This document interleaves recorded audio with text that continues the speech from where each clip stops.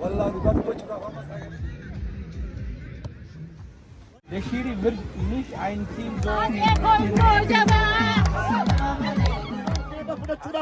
Si comando la famiglia me, si comando tutto. أهلا وسهلا ضربة طويلة متكبرا. Es ist ein ganz tolles Event gewesen.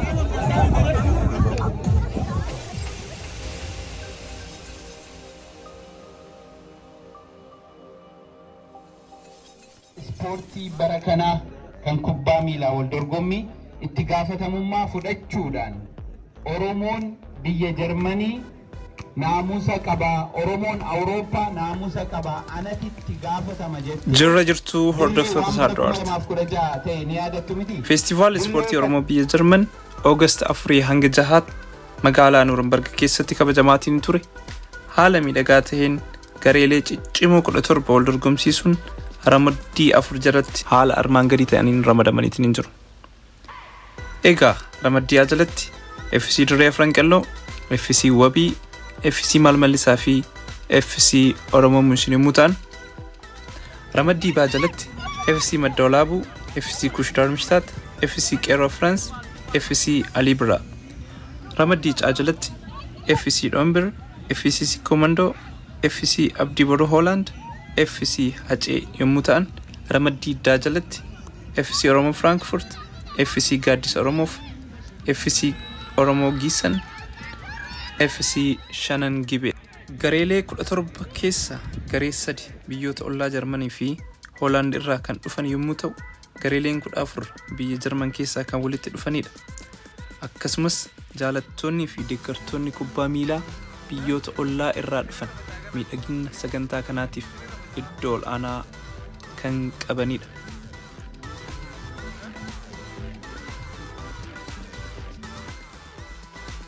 Egaa hordoftoota Saaddoort taateewwan garaagaraa feestivaalicha irratti mul'atan shubbisa ragada tapha kubbaa miilaa fi nyaata aadaa dhugaatii akkasumas taateewwan garaagaraa viidiyoo kana irratti kan isin daawwachiifnu ta'a.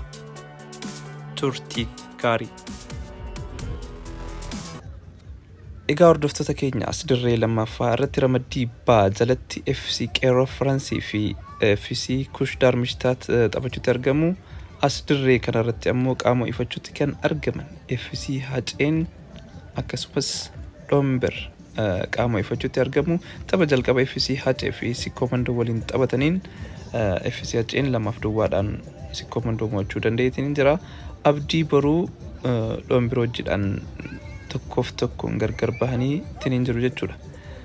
Egaa tapha ramaddii caa jalatti ramadamaniin Dhombirii fi FC Haceen tapha isaanii sadaffaa waliin taphachuudhaaf qaama ifachuutti argamu jechuudha. As gama mirgaatiin keelloofachuudhaan Dhombir kan argaman yommuu ta'u, gama bitaatiin cuquliisa kan uffatanii qaama ifachuutti argaman FC Hacee jechuudha.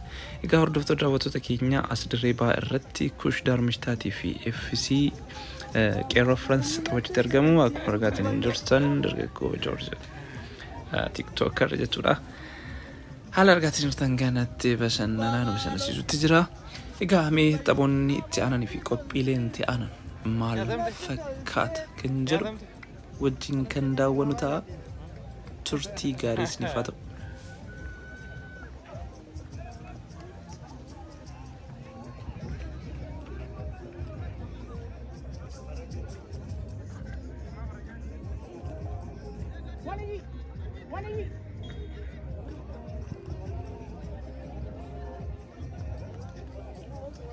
Egaa akkuma argaatiin jirtan taphni FC Qeerroo Firaansii fi Darmstadt gara xumuraatti gaheetiin jira.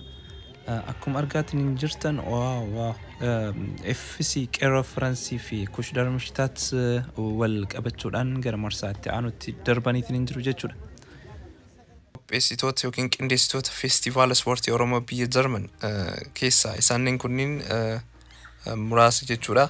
Akkuma argaatiin jirtan sagantaan kun miidhagaa ta'eetiin akka qindaaf kan godhe isaan keessaa tokko jechuudha. Ramaddii jalatti Nageellee Booranaa fi FC Malmallisaa waliin taphatanii Nageellee Booranaa goolii galchuudhaan yeroo gammachuu isaanii ibsatanidha kan argaatiin jirtan. Akkuma argaatiin jirtan Ramaddii jalatti gareelee 5 kan ramadaman yommuu ta'u dirree afran qalloo FC Wabii Furtii fi Malmallisaa akkasumas Oromoo Muusinii fi Nageellee Booranaati. FC Wabii Furtii fi Malmallisaan gara marsaa itti aanutti darbuu danda'anii jiru jechuudha. Garee A keessaa garee 5 ramadamuudhaaf kan dirqaman yommuu ta'u garee 2 qofatu marsaa itti aanutti darbuu danda'a jechuudha. Egaa akkuma ilaalaatiin jirtan dirree lammaffaa irratti ramaddii C keessaa Dhoombirii fi FC Haceen tapha isaanii eegaluuf jiru. Akkuma moggaasa isaanii maqaa moggaasa seena qabeessarra Dhoombir jechuun qawwee yeroo jalqabaa Korneel Aliyyi Cirrii fi Waaqoo Guutuu fa'a qabsoo waraana ittiin eeggalan Dhoombir jedhamti jechuudha. Moggaasuma kanaan wal qabatee gareen Dhoombir jedhamu hundaa'uudhaan maqaa kana seenaan akka hin dagatamne godhuudhaaf maqaa mogga'e jechuudha. Egaa akkuma argaatiin jirtan taphni asiin dura FC Hacee fi Sikkoomandoo wajjin taphataniin FC Haceen 2-2 mo'ateetiin jira. Dhoombirii fi Abdii Boruu Hoolaand waliin taphachuudhaan qabxii tokko addaan godhataniitiin jiru. Taphoonni itti aanan maal fakkaata kan jedhu kan wajjin daawwannu ta'a. Hanga dhumaatti akka nu daawwattan taateewwan garaagaraa gidduutti mul'atanis gidduudhaan kan laallu ta'a. Turtii gaarii isiniif haa ta'u jenna.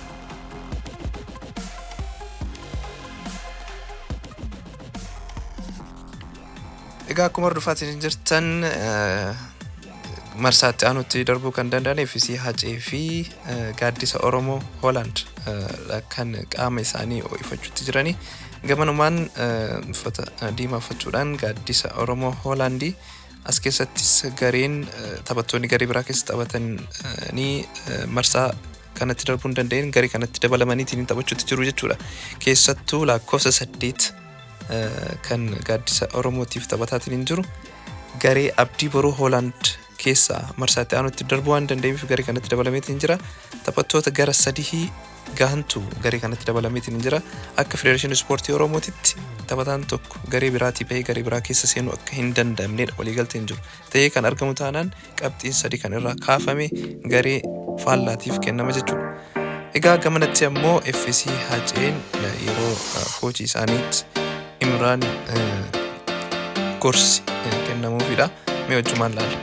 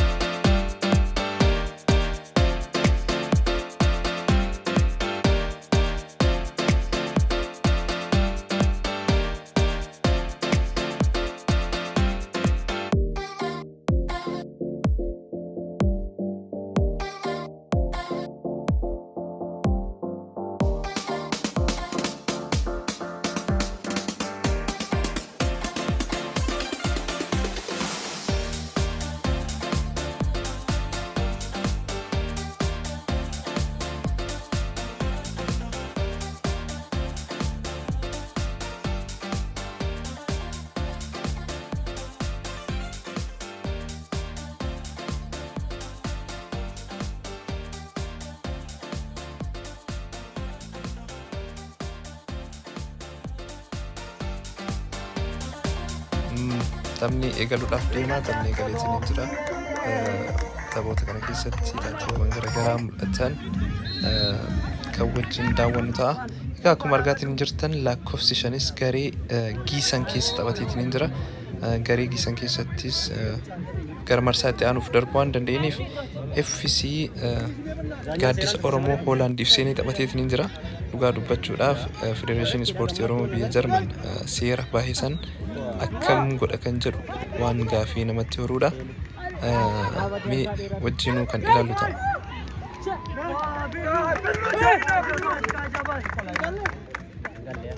Taphichi haaluma argaatiin jirtan itti fufuudhaan bakka deeggartoonni hedduu jiranitti taphni wal morkii cimaa qabu adeemsifamutti jira. Egaa taphichi haaluma argaatti jirtan kanaan taphni ho'aa ta'ee fi xiqqoo wal qabaa ta'etu adeemsifamutti jira jechuudha. Gama kanaan deeggartoota FC Hacee fi gama isiinis deeggartoonni hedduu jiranii. Taphataan FC Hacee gorsa hojii irraa eegameef fudhatuudhaan darbaatiin hin jirtanii. Egaa akkuma argaa jirtan lakkoofsa 7 ilma artiist Mahadii Sheekaati jechuudha. Ilmaan Mahadii Sheekaa lamaantu garee kana keessatti kan argamanii. Taphoonni itti aananii fi taateewwan itti aanan maal fakkaata kan jedhu wajjin ilaalla. Turtii gaarii. Egaa akkuma argaatiin hin jirtan taphataan FC Gaaddisa Oromoo keessa kilaba biraarra seenee taphate lakkoofsa 5 kana jechuudha. Giisaniin keessa taphataatiin ture ammas irra deebiidhaan Hoolaandiidhaaf yeroo taphatuuf itti beekamennaan yeroo baasuuf deeman jechuudha. Asitti ammoo kan argaa jirtan FC Wabii Fortii fi Qeerroo France gara marsaatti aanuu darbuudhaaf yeroo rukuttaa peenaaltii taphatanidha. Qabsaa'ime.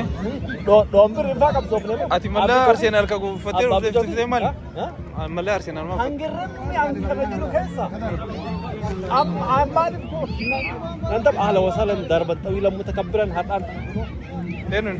Abdii Waaqoo. Maashaallah. Mallaan feekidha garuu. Mallaan feekidha. Abdii feekidha. Maal? Mallaan. Wallahi original. Arsenal irraa bitu website meeqaan? almost gara dhibba lamaatti dhiyaachuu. Yuuroo moo birrii? Boksuun billachuun digginaa dhibba lamaa miti arraawwan. Oh come on. Extra itti kaffalta kanan. Okay lakkoofsa. Yuuroo meeqaan dalisiisa? Yuuroo 20 caalu birrii 10 maqaan itti dalagamu. Yuuroo 10 hin dalagamu.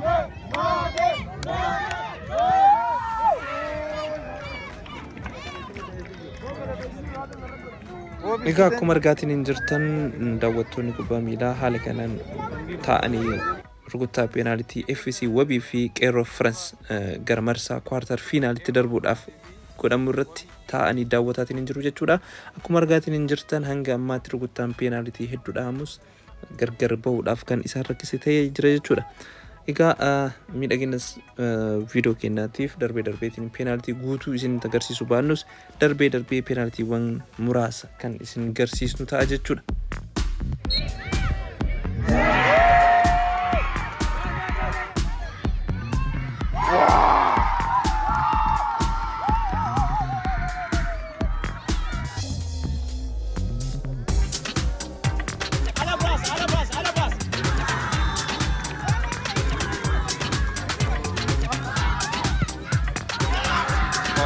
Mati wal kita.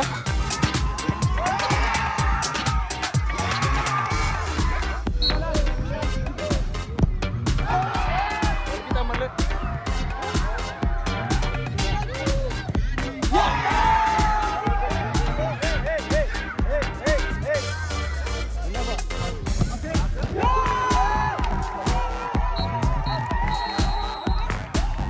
Qeerroo France, akan daftar di motor di. Qeerroo France, penalti dan motor di Wabii.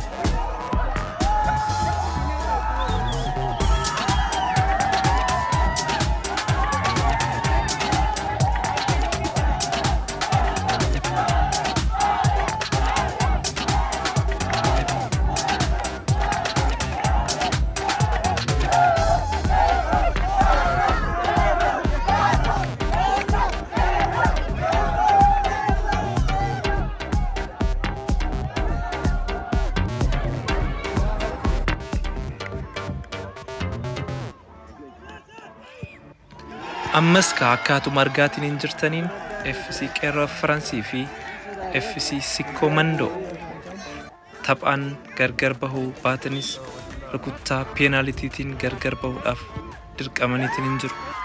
Egaa akkuma argaatiin hin jirtanitti FC Sikkoo Mandoo fi Qeerroo Faransii taphaan booda rukuttaa peenaalitiitiin gargar yeroo bahan kan mul'atu ta'a.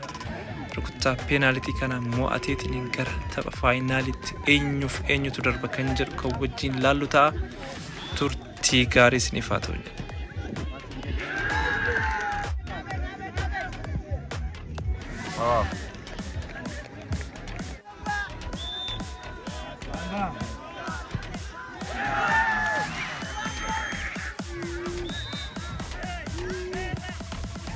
Wow.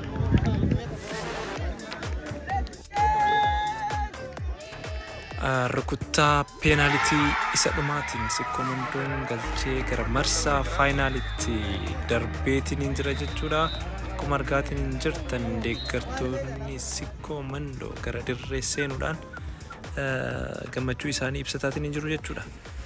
Egaa gamanatti ammoo kan hordofaatiin jirtan FC Hacee fi Kush Darmishtaati keessattuu waggaa darbee FC Hacee fi Kush Darmishtaat walitti dhufuudhaan FC Kush mo'achuudhaan gara tapha fiinaalitti darbeetiin ture. Tokko injifatee baha namoonni beekaa isinitti immoo barbaadeetiin biti akka keessanitti kwaasii jedhanii garuu akkasuma jettanii isinitti hojjaa kan laffata.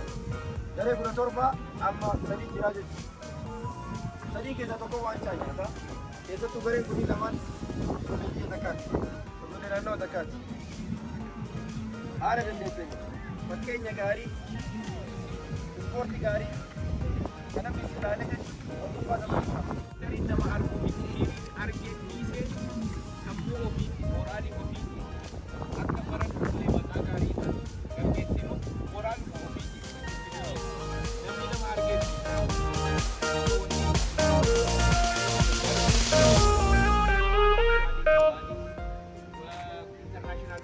beekuudhaanis namni waa sitti hin danda'u. Kanaafuu kunis bo'uunis mo'amuunis waan jiru shiiriin isin arguu bagaa siin geessan congratulations. Warra moodee waliin asitti har'a sirbinee gammannee deemuu barbaanna. Warra mo'ames galatoomaa jennee deemuu barbaanna. Egaa kanumatti jedha.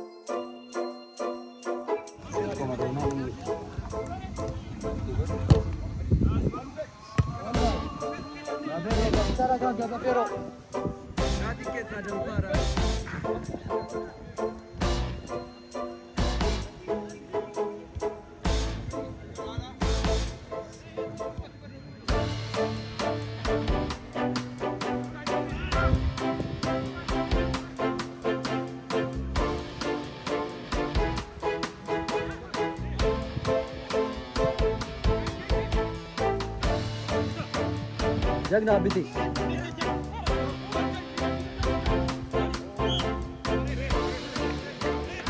Gusojo.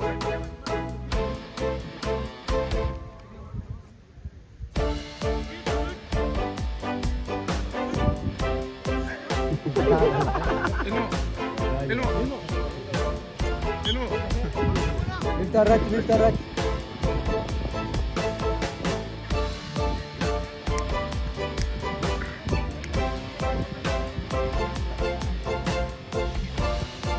Jagna bisa.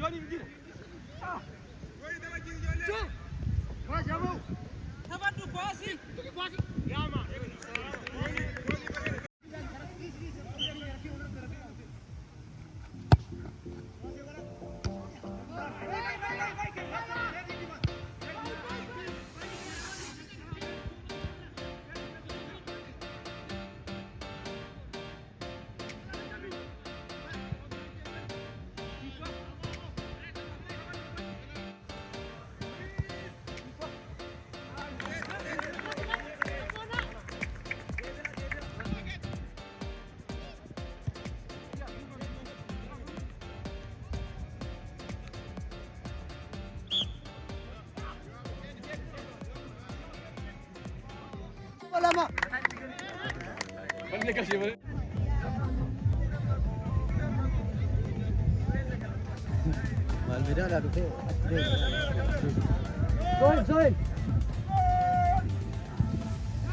مفتاح زين جوجو يا رسول مفتاح مش انا حلال طبعا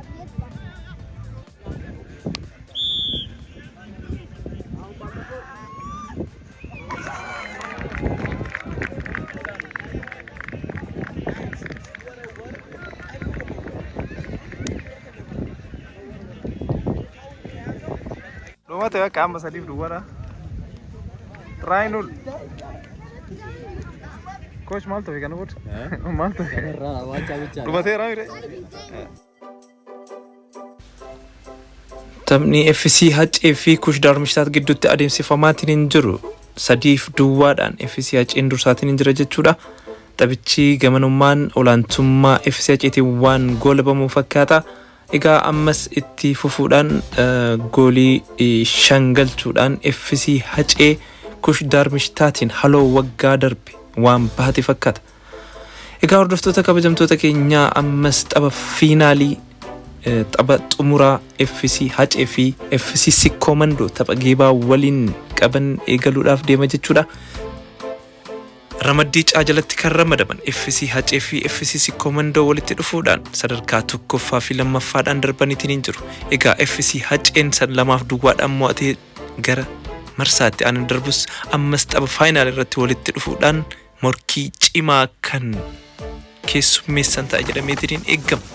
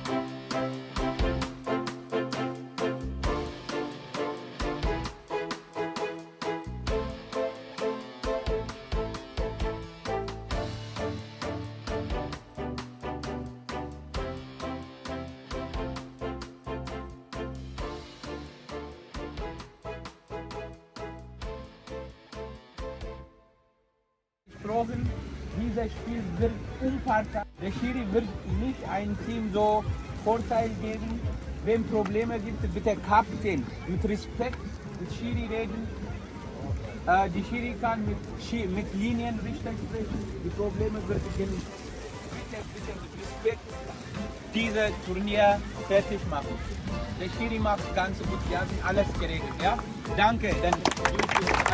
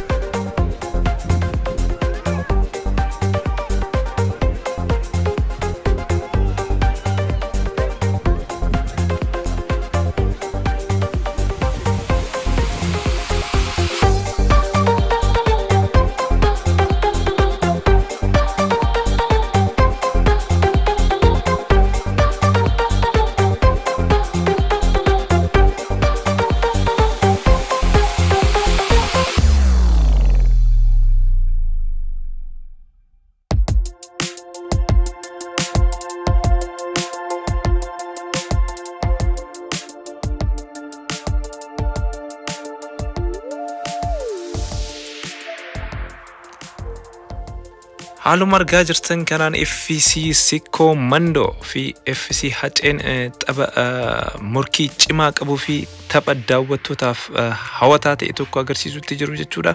Dhugaa dubbachuudhaaf geeba kana immoo ata jedhamee kan eegame FC Haceen FC Sikko Mandoo irraa falmii cimaan mudateetiin jira jechuudha. Tapha marsaa jalqabaa irratti ramaddii caa irratti walitti dhufanii FC Haceen 2-2 moo'atus tapha faayinaalii kana irratti mormii cimaa kan isa qunname fakkaata. Gamanumaan FC Sikko Mandoo mo'atee gara abbaa geebaa ta'uudhaaf waan isa rakkise fakkaata. Egaa hammam tokko yaalii kubbaa hedduu kan godhe FC Haceen garuu kubbaa tokkichas gara goolaatti jijjiiruu dandeenye jechuudha.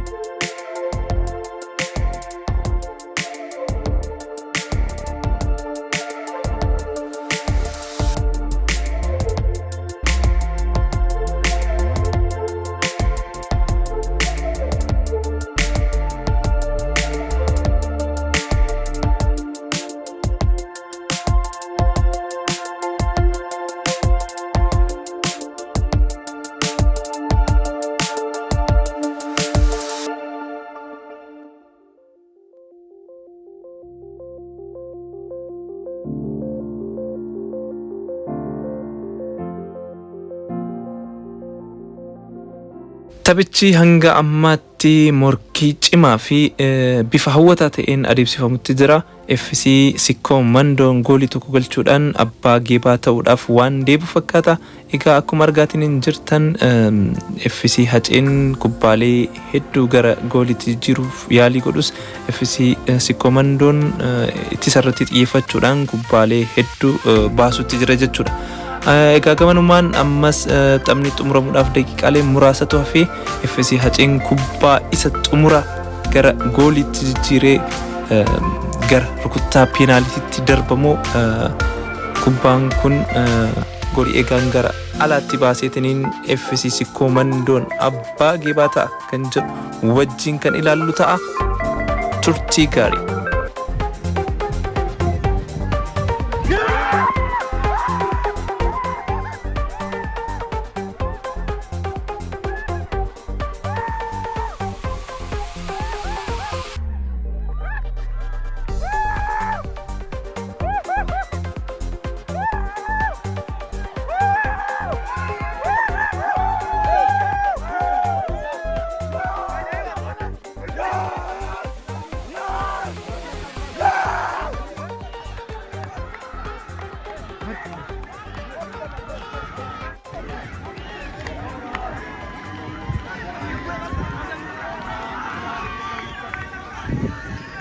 Haaluma argaatiin turtaniin FC Hacee fi FC Sikko Mandoo tokko qixa bahuudhaan gara rukuttaa peenaalitii isaan gargar baasee abbaa geebaa isaan taasisutti darbanii jiru jechuudha.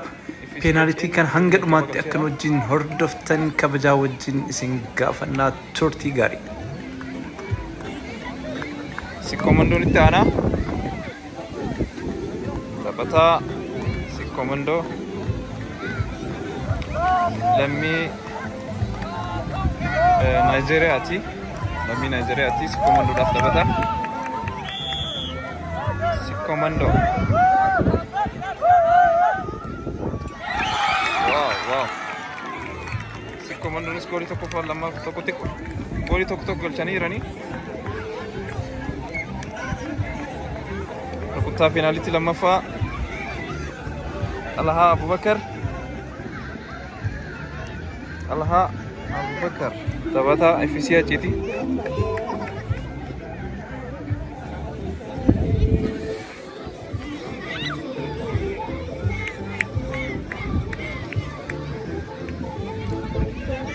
Talhaa Abubakar.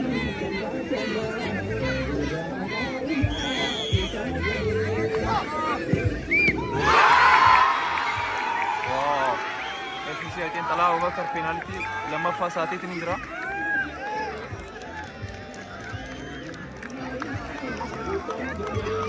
FC Aceh penalti lama buat Fatira. Tiase FC Sikomando Abdul Karim tawatak Sikomando ti.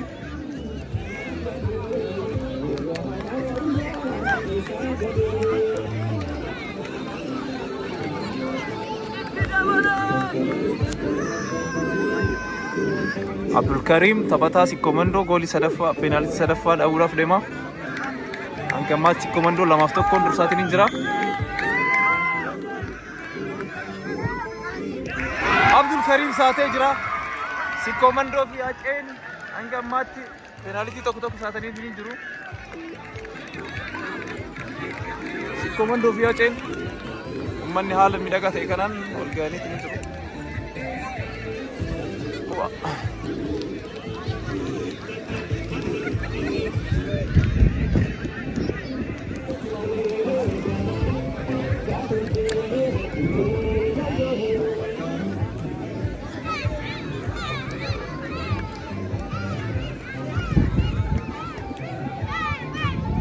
FC Aceh fi FC Sikomandon hanga ammaa penaltii tokko saatanii jiru.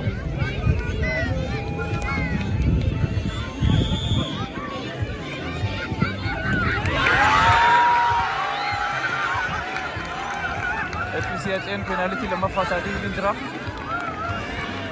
Kevin taphata Kevin lammata goolii eegaa lammii Afrikaati biyyoota East Afrikaati nama dhalataa biyya kanaati taphataa Sikomando penaltii itti aanu Muhammad yookiin Agawaa jedhama taphataa Sikomandooti taphataa Sikomando Muhammad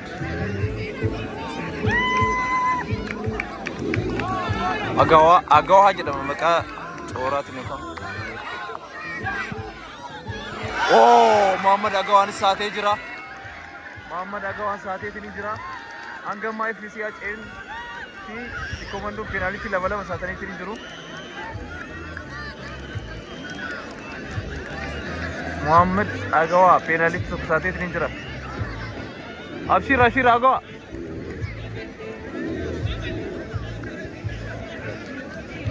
Mubarak Mukhtar goolii walqixa isaan taasistu goolii rukuttaa adabbiitiin kan goolii tokko goolii midhagduu galche Mubarak Mukhtar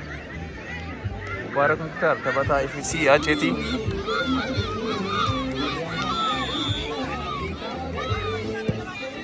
Wow. Mubarak Mukhtar haala midhagduu ta'een goolii galcheetiin jira.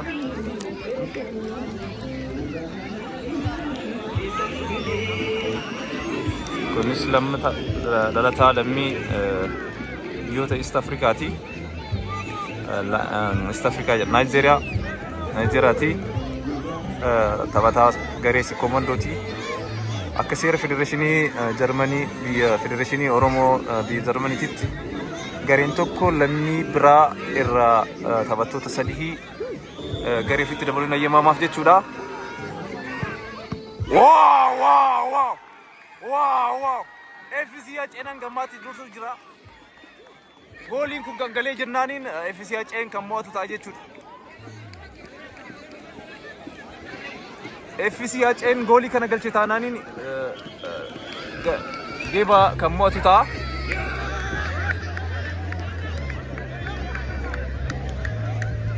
FC Aceh goolii penaltii kana kan galchu yoo taate kan mo'atu ta'a jechuudha.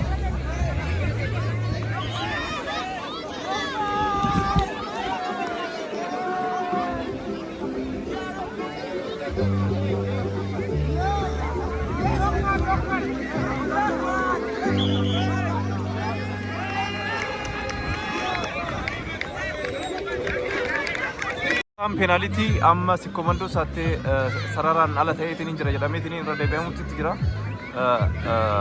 Amma Sikomandoon goolii amma irra deebi'aniitiin dhahutti jiru jechuudha.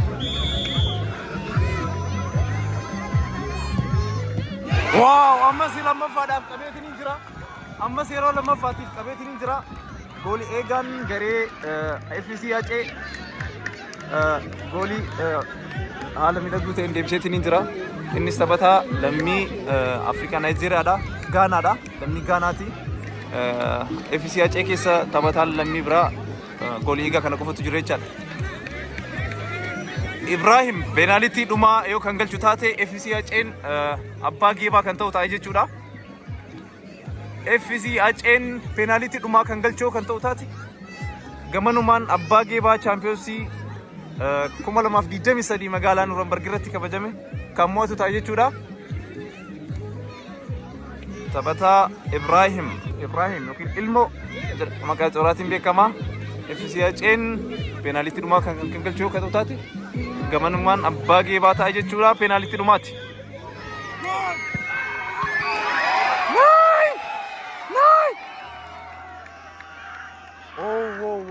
Walqixa ta'aniitiin jiru jechuudha. FC Aceen penaltii dhumaas taataniitiin jiru. Ammas walqixa ta'aniitiin jiru jechaadha.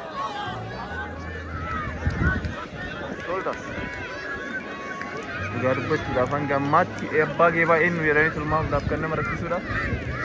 Taphataa Sikkomandoo Mohammad Abdurrahman.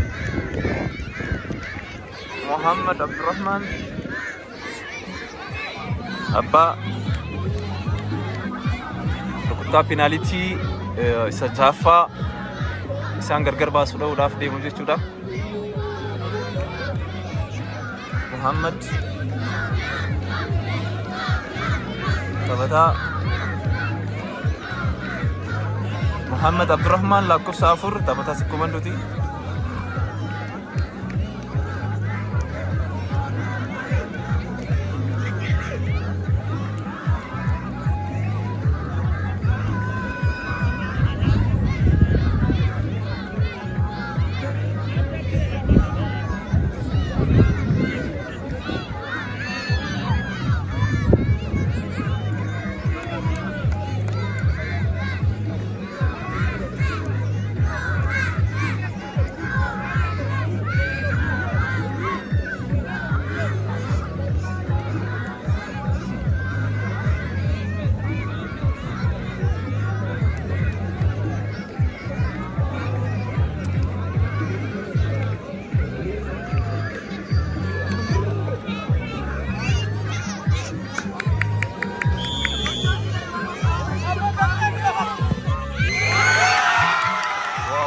haala miidhagduu ta'een goolii galcheetiin jira.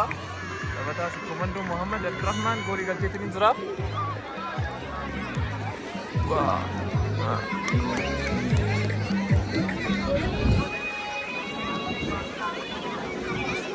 Abbittiin rukuttaa peenaalitii kana kan galchoo kan ta'u taate walqixa ta'an jechuudha. Yoo kan hin galchine taate ammoo abbaan geebaa Sikkomandoo ta'a jechuudha.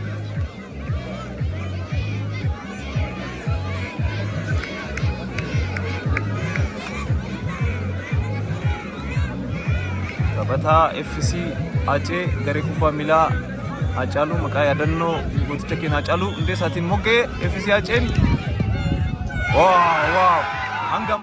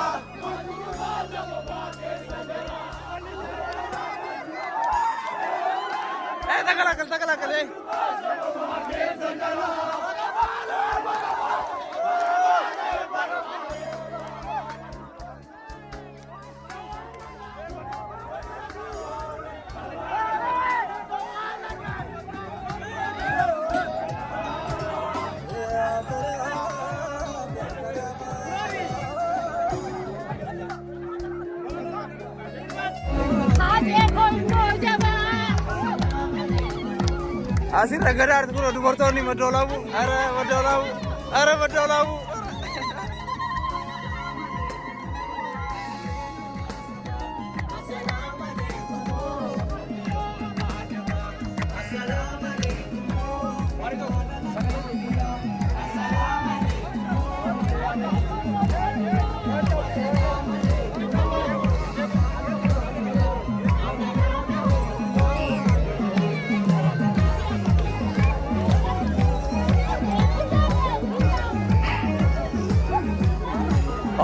Geklopt, hè?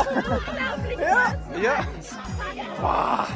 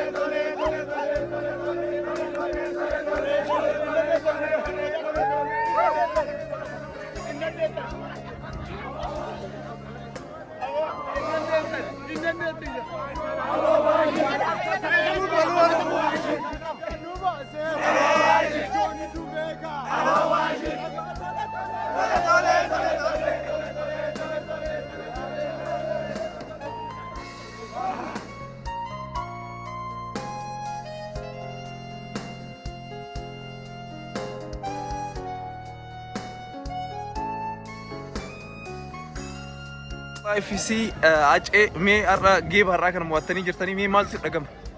والله أنا بعد بوجه كافة ما استعجل كي اللي شوفهم جرا Ayyee واسي جرب بيكو ayyee فاجي كنا كوجا قوتو كلام جاي أكلت أربعة باي تجمع جرا باي جمع جرا ولو تاجي ayyee mee sin moggaasa maqaa Haacaaluutiin maaliif moggaastan? Asin dura maqaan keessa maqaa garee maqaa bira qabaatan ture. Moggaasni maqaa FC haceettanii ittiin moggaastaniif maali? اوكي يا دراني مكان كلاب كنا ورو فرست تري يرو عاتسي كنا قول كنا عجالو وريجا مرة باي قد وجدت مدة جامي قد كنا كنا مالي بس شو بدينا كنا Yookiin ammoo yaadannoodhaaf? يا دم نقاف يرو سنتي ون مدو في وجراتي قول يو وريجا مس مكان ساك وريجا يوم مكان دتم وام مكان ساك كاسوي كابو كم جنيه مكان كلاب كنا قدة ورو فرست جرسن كلا قوة كنا عاتسي كنا جرا تما عجال من جيسات تجيرة إفسيات تجيني مقاسني يرو وقال لما فادو صدر فادا أسيتي ما تجرا كان أفضل مو قمة جودة تبغام Ayyee baga gammadanii ammas irra deebiidhaan kanas kana caalas isiniin mala.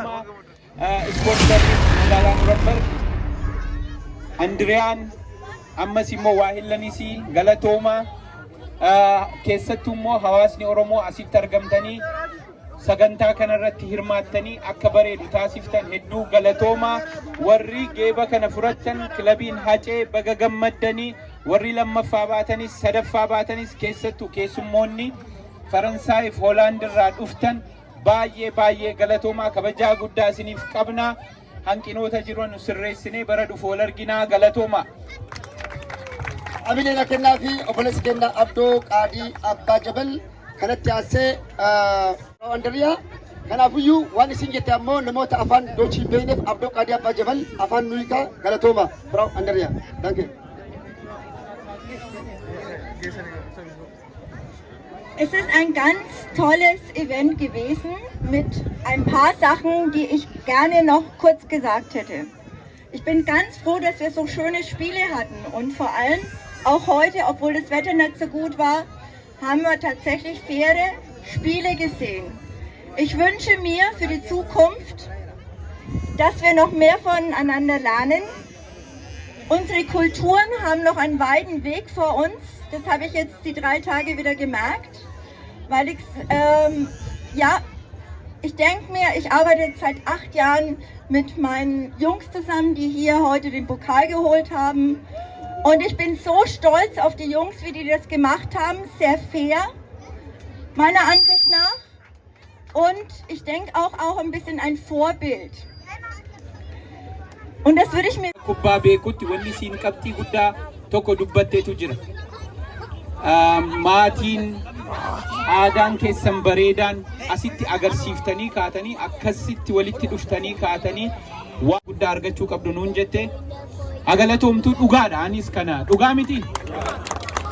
Okay galatooma kanuman hiika. Galatoomi Abdoo Qaadii Abbaa Jabal kanatti aansee obboleessi keenya haasaa daqiiqaa 2 kan taasisu obbo Suleyman Waadoo akka iddoo kanatti nu argamtu kabajaadhaan naasimadha. Obbo Suleyman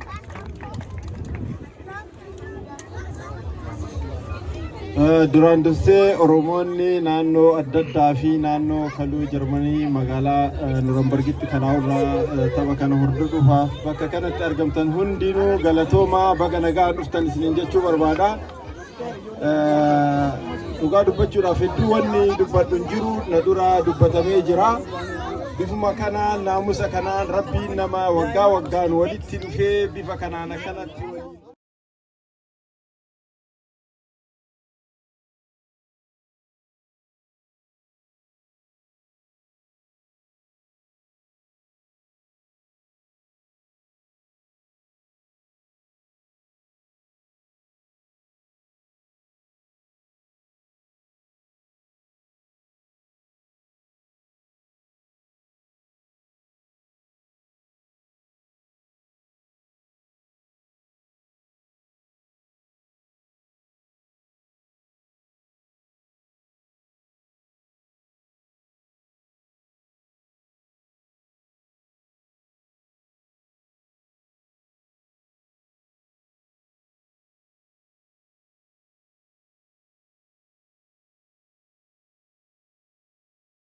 kanatti aasuudhaan ammoo garee sadarkaa lammaffaadhaan xumure injifannoo jechuudha. Elfimeetaa afaan Doochitiin yookaan ammootiin rigooriidhaan kan xumure kilabii Sikkoo Mandoo.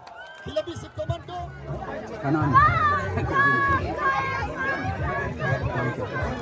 Badhaasaa kan nu kennaa jiran obboleessa keenya Abdoo Qaadii Abbaa Jabalii fi Ukaashaa Kadiir badhaasa Sikkoo Mandoodhaaf badhaasa madaaliyaa kennaa jiran jechuudha. Badhaasa madaaliyaa sadarkaa lammaffaadhaan kilaba xumuree kilaba jabaa kilaba cimaa Sikkoo margaa jirtan Sikkoo Mandoon badhaasa madaaliyaa fudhachaa jiru. Badhaasa madaaliyaa kan nu kennaa jiran obboleessa keenya Abdoo Qaadii Abbaa Jabalii fi obboleessa keenya Ukaashaa Kadiir Ispoortii Federeeshinii Oromoo biyya Jarmanii jechuudha. obboleessi keenya obbo Saabit obboleessi keenya Saabitee yookaan Saabit iddoo kanatti barbaadamtu yoo as keessa jiraatan obbo Saabitee yookaan Saabit iddoo kanatti barbaadamu. Iddoo kana nu bal'isaa, iddoo kana please, iddoo kana nu bal'isaa.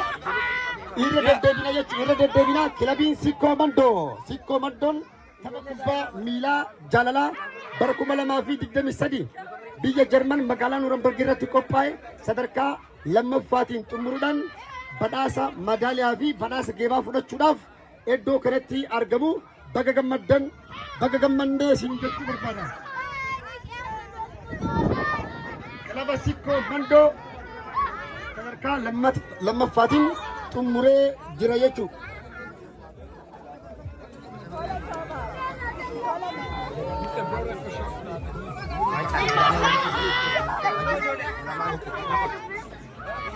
Sikkoo Mandoon keeba fudhachuudhaaf deemaa. Sikkoo Mandoodhaaf hamiilee Sikkoo Mandoo jirtu.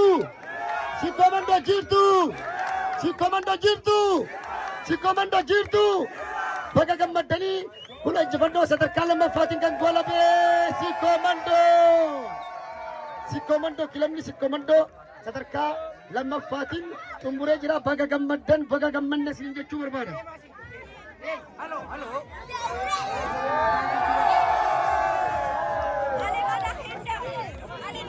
Injifannoodhaan kan goolame kilabii FC Haacee. Kilabii FC Haacee jechuudha kilaba jabaa ijoollee ciccimtuu ijoollee dargaggoota amala naamusa qaban asitti nu biratti argamu. Kilabiin Haacee iddoo kanatti argama. Kan badhaasa nu kennan ammoo pirezidaantii Ispoortii Federeeshinii Oromoo biyya Jarman kan ta'e obbo Siraaj Amaanii fi itti gaafatamaa yookaan dura ta'aa boordii Ispoortii Federeeshinii Oromoo biyya Jarman kan ta'an obbo Fu'aad Sa'iid Huseentuu badhaasa nu kenna. Kanaafuu gareen Haacee akka iddoo kanatti nu argamtan gareen Haacee akkuma isin beektan tapha bara 2015 biyya Jarman irratti taphatames moo'uudhaan beekama. Kanatti aansee ammoo badhaasa kan nu kennan isiniif deebi'a. Dura ta'aa pirezidaantii Ispoortii Federeeshinii Oromoo biyya Jarman kan ta'an obbo Siraaj Amaanii nu kennaafi. Ispoortii Federeeshinii kun dhugaa dubbachuudhaaf hubanne dadhabne osoo hin jenne hawaasa Oromoo kana mataa walitti qabanii Awurooppaa keessa iyyafatanii maatii kana wal garsiisuudhaan akka Oromoon aadaa isaa wal jijjiiratu jechuudha. Kanaaf kan badhaasa nu kennan irra isiniif deebi'a obbo Siraaj Amaanii fi obbo Fu'aad Sa'iid Huseen. Injifannoon kan goolabee kilabee nuti FC Haacee. FC Haaceen dhuftanii akka badhaasa keessan fudhattan. FC Haaceen dhuftanii akka badhaasa keessan fudhattan. Keessattuu goolii eegan kilaba Haacee ifaaja guddaa fudhee akka kilabni kun mo'atee sadarkaa kana ga'u kan godhe jechuudha. Nama jabaa nama cimaadha. Kanaafuu goolkiipara Haacee fi Haamilee nu kennaafi. Goolkiipara Haacee Haamilee nu kennaafi.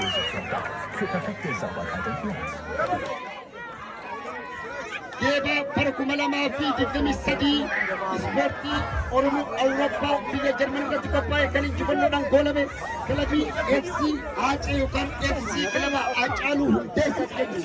The legend is never die. Haacee geeba yookaan waancaa fudhachuudhaaf deema. Hamilee keessa ragaa qeerroo. يوكان وانشالو كنن بريزنتي سبورت فيدريشن أوروبا بيجرمن كتان أبو ستاك أماني في أبو سيد حسين كميتين تاريخي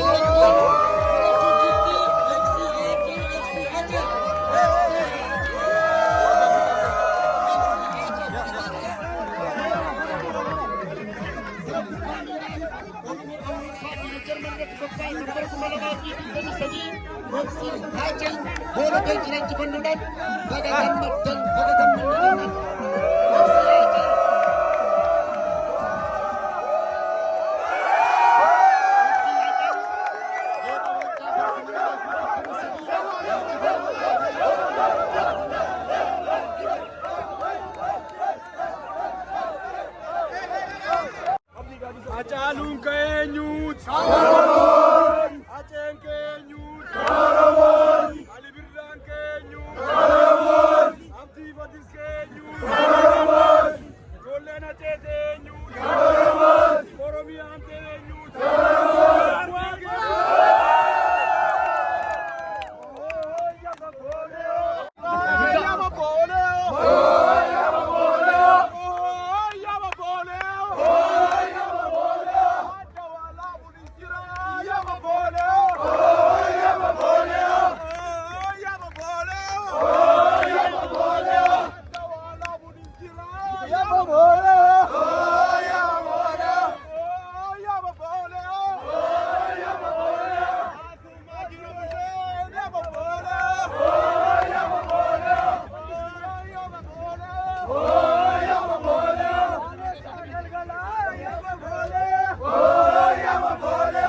FC Aceh me arra geeb har'a kan mo'attanii jirtanii mee maal si dhagama?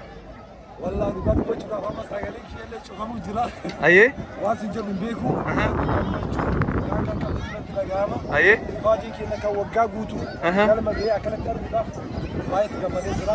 Baay'ee gammadee jira waloota Aceh. Ayyee mee isin moggaasa maqaa Hacaaluutiin maaliif moggaastan? Asin dura maqaan keessan maqaa garee maqaa bira qabaatan ture. Moggaasni maqaa FC Haceettanii ittiin moggaastaniif maali? Okay, yaa duraaniin maqaan kilaba keenya Oromoo Faristi ture.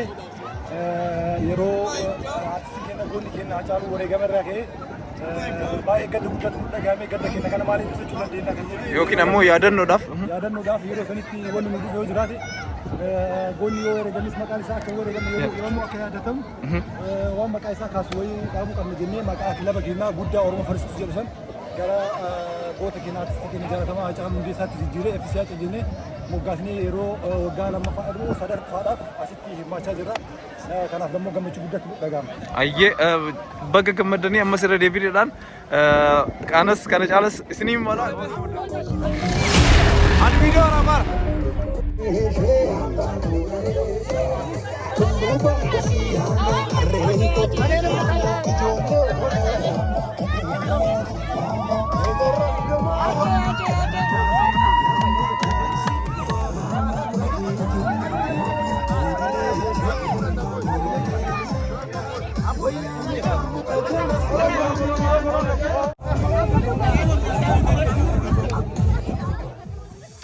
Egaa kabajamtoota hordoftoota Saaddoo Art Festival Ispoortii Oromoo biyya Jarman Oogast 4 hanga Oogast 6tti magaalaa Noorenbergitti kabajamaatiin ture.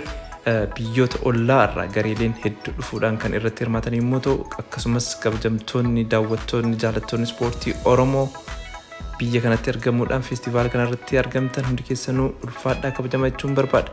Keessattuu festivaala ispoortii Oromoo biyya Jarman kun kan baroota darbanii caala fooyyee guddaa agarsiisuudhaan sadarkaa olaanaatti kan guddataa jiru waan ta'eef waggoottan itti aanan gareeleen kana caala irratti argamuudhaan sagantaan kun kana caala akka miidhagu abdiin qabna.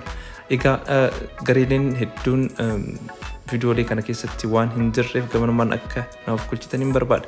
Sababni isaas anis gama tokkoon taphicha keessatti hirmaataatiin waan tureef viidiyoolee hundi isaaniitu waraabuudhaaf waan naaf hin mijanneef jechuudha. Egaa kabajamtoota hordoftoota keenya hanga ammaa teettaniin hordofaatiin turtan ulfaadhaa kabajamaa turtii gaarii.